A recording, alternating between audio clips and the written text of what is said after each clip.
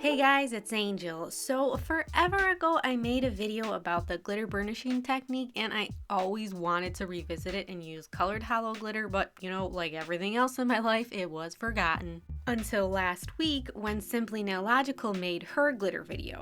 And how was this for YouTube Inception? This is a clip of Christine's video showing my original video where she saw the technique. What is even happening? It's Inception. So I thought, I'm gonna make a new glitter burnishing video, but how can I add even more holo? In comes clear holo foil to save the day. You better prepare yourselves, people, because shit is about to get real. Since I'm gonna be using a couple layers of gel polish, and I hate removing gel polish, I'm using Peel Off Base Coat for easy removal in the future. For the first layer of holo, I'm going to be using some holo nail polishes. And first up on my pinky is Super Chic Lacquer's REM, which is a black linear holo polish. And it ended up being a little bit sheerer than I was hoping for, so I just put it on a little bit thicker. Next up is Super Chic's 40 Winks, a gorgeous linear purple holo. Oh my goodness, this was the first time I ever used this one and it was way prettier than I hoped for. This one was very opaque on that first coat, and for all the nails I'm only going to use one coat of polish because we're going to be putting a lot of layers on, so I don't want them to get too thick. Next is Super Chic Dopamine, a beautiful cerulean blue linear holo, and I had already fallen in love with this polish when I reviewed the Super Chic Cupid's Bow collection, and it's still great, still opaque. I love you. Next up is Super Chic Trap Queen, a very vivid fuchsia linear holo, and I also reviewed this one in a video where I tested out Super Chic polishes to see how well they stamped. Spoiler alert, they stamped pretty great. I will also link that video down below. And then on my thumb, I used Color Club Harp on it. Sorry, I did not film this one, but this is my favorite silver holo polish. And here they all are, looking so beautiful and ready for that holo glitter.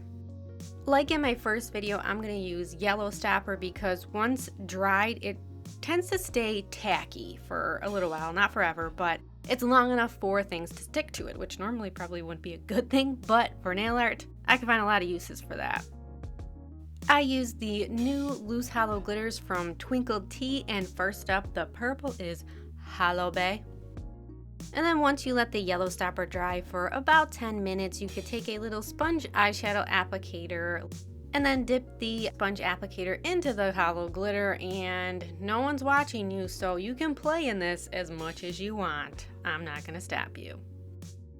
And then you can just pat the sponge onto the nail so that the holo glitter transferred to the sticky yellow stopper. And you're going to need to go back and forth into the pot because that one little dip is not going to be enough to cover the nail. So what I like to do is pat on the glitter, and then once I have what looks like good coverage, I use my finger and just smooth out the glitter. This makes it so that it's flush to the nail and it's not sticking up. And I kind of go back and forth a little bit with the sponge in my finger, making sure that I have complete glitter coverage. You don't want any bare spots. And then once your nail is completely covered in holo glitter and it can't accept anymore, I like to clean up with a eyeshadow brush. This one is just like a synthetic pencil type brush, and that works pretty good to get into the cuticle area and get out all that glitter. Moving on to the blue nail, I used Bros Before Holo's loose glitter, and I thought this one matched the polish really, really well. And then I just used the same technique like I did for the purple nail, just patting it on, and then once I had good coverage, I could come back in with my finger and smooth it down. Now, I'm sure some of you are wondering, why wouldn't you just dip your finger in the glitter? And that's something I touch on a little bit more in depth in my first video, and it's because if you dip your wet nail into the glitter, it's just going to stick to it at all sorts of random angles. But if you burnish it on, flatten it, make it flush to the nail surface, it's going to give more of a linear holo look. So it's not going to be scattered, reflecting the rainbows in all sorts of different angles. It's going to be just. Moving on to the pink nail, and this pink glitter is called House of Pink Cakes, and I would love a pink pancake. Actually, how about a pink holo pancake? Although don't eat glitter? No, don't eat glitter. You might be noticing that you can barely see that layer of holo polish underneath the glitter because it's so tightly packed together, so you don't necessarily have to use the glitter over a matching nail polish color, but I just thought it would be fun that way. And the black glitter is called Holo is the New Black. And I was really excited to see how this black glitter looked burnished, and I was a little disappointed. Like, I don't know what I expected. I think I just expected like, pow, black holo glitter, but it's black. So how much rainbow hollowness can it really have? I think my expectations were just too high. It looks really cool though. I can't even take that away from it. It still looks great. And then on my thumbnail, I used the silver holo glitter. This one's called Holocopter. Do you guys remember Rafflecopters? Oh my god, that's like the original internet meme. So before I could go on to the next step, I had to do a little bit of prep work. I actually did this before a while ago, but I'm just showing you it now. I cut off some strips from the clear holo nail foil. And if you've been following me for a while, you have seen this before. I love this. I'm kind of obsessed with it. So this is where the gel polish comes in. So I actually bought a new gel polish set, and I knew these were going to be good because look at the labels, they're holo. So all the previous times that I've used nail foils, I've always applied a nail foil glue and then attached the foil to my nail. But there's a technique that I always wanted to try where you use a gel polish that has a sticky or a tacky layer. So you can't use a one-step polish for this. And then once you cure it, you leave the tacky layer on and you can apply the nail foil glue to that. And interestingly, in this set of the top and the base coat, the top coat was a one-step and the base was the one that ended up having the tacky layer.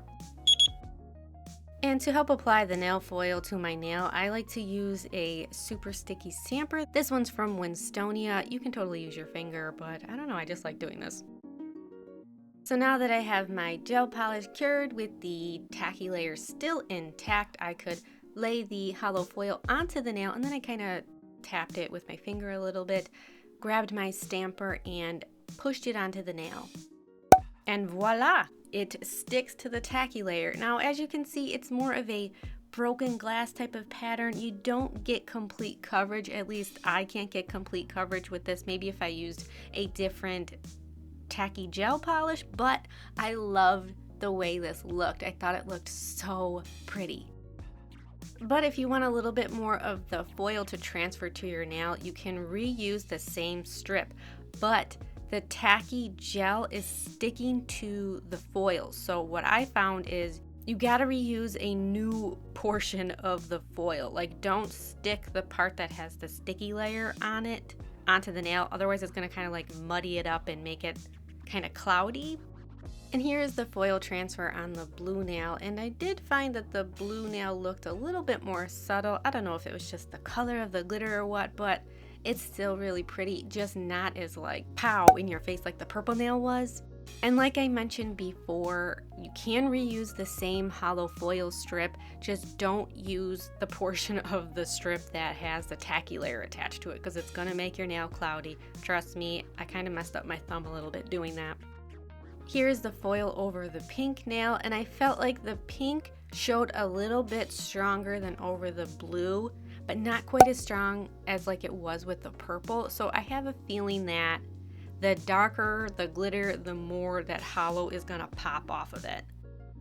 So here I could show you that theory put to work. Here is the holo foil over the black glitter, and yes, and this one probably has the strongest holo look. That holo foil really liked to flash on top of the black glitter. I was seeing every color of the rainbow. Sometimes it looked green, like snakeskin, and then other times it was like on fire. And here is the foil over the silver holo glitter. You really can't see the foil over the silver holo glitter. I think just because it's just pure holo to begin with, that it's like, I cannot accept any more holo.